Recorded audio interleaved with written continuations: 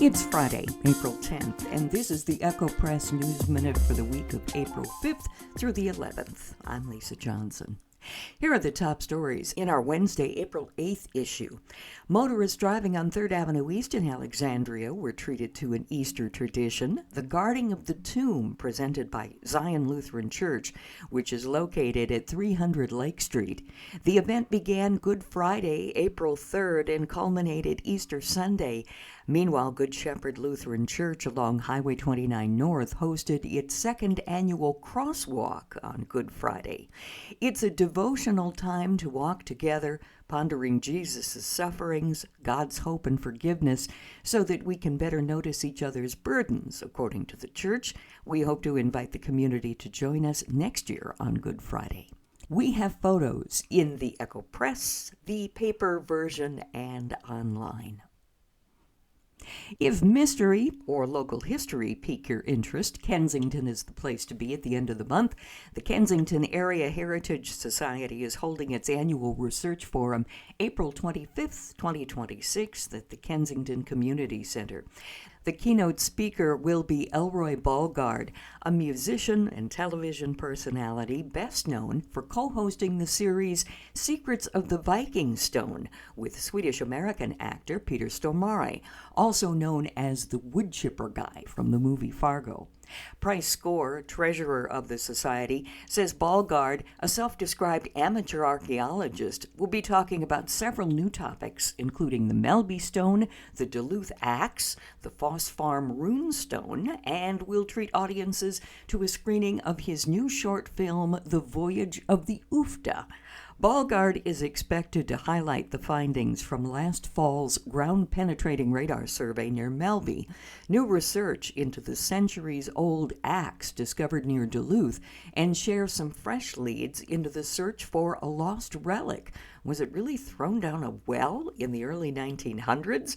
And, of course, it wouldn't be Minnesota if a lunch was not also available. This one features a Viking stew, ham sandwiches, and Amy Bruss's famous bread pudding. Free will donations will be accepted to support the Kensington Area Heritage Society's Museum Restoration Project.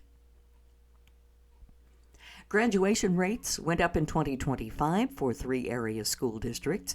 According to data recently released from the Minnesota Department of Education, Alexandria was up 2.2%, Brandon-Evansville up 1.4%, and Osakis increased by almost 4%.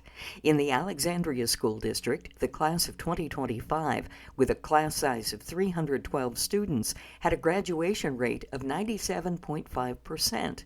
A closer look at the class of 2025 data by student groups reveals that students who are eligible for free or reduced meals had a graduation rate of 93.8%.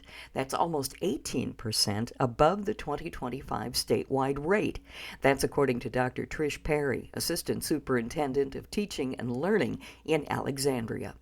Brandon, Evansville, Osakis, and Alexandria students are continuing to have a 4-year graduation rate greater than their peers across the state. The statewide graduation rate for the class of 2025 was 84.9%. For more details, read the story online or in print.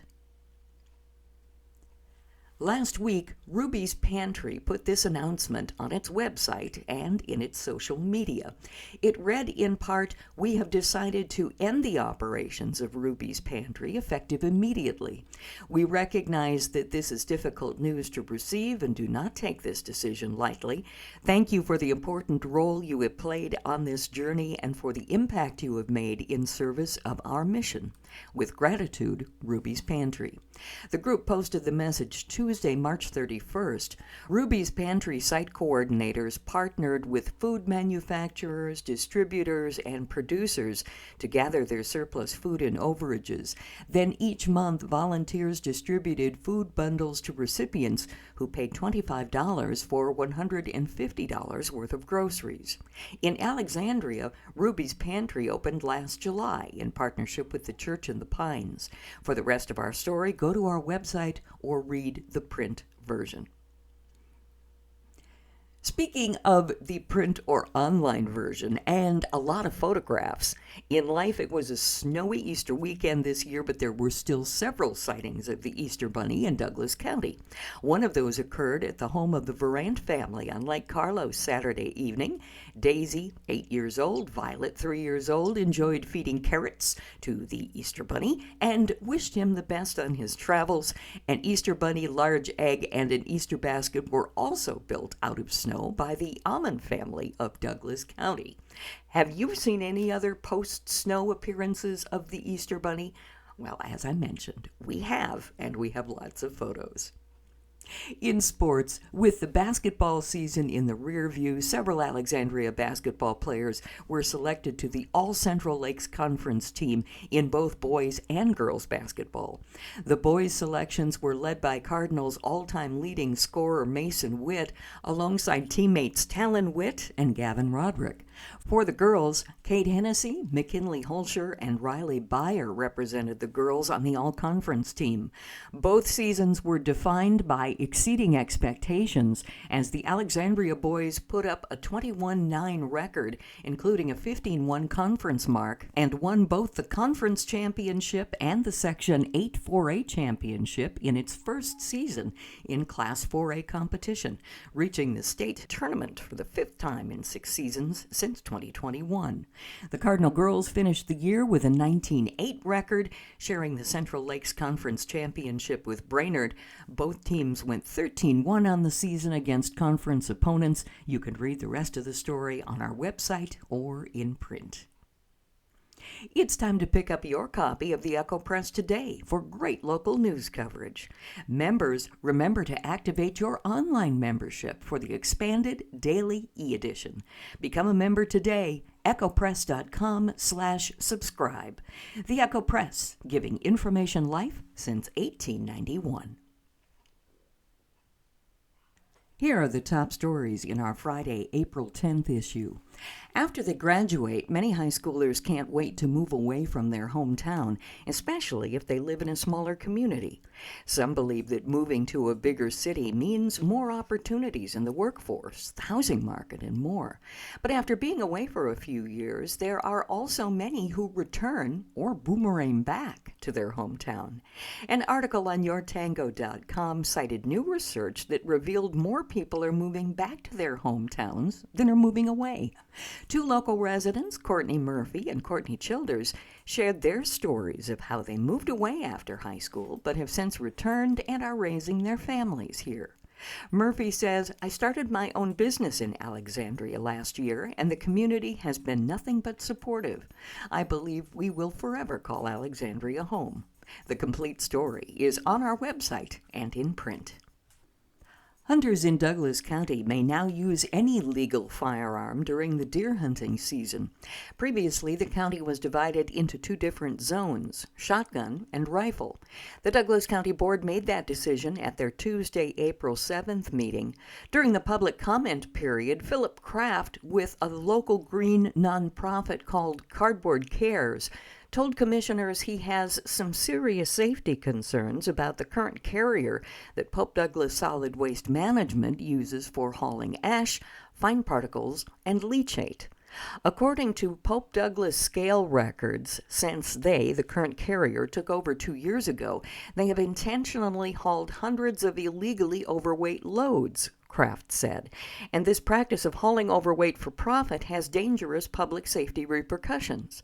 This box is full of emails, bids, sworn statements, and scale reports that will prove all of my points in black and white, Kraft continued, pointing to a cardboard box he'd brought with him, and if you have the will to listen, I can promise that I can convince you of these concerns. The complete story is on our website and in the printed version.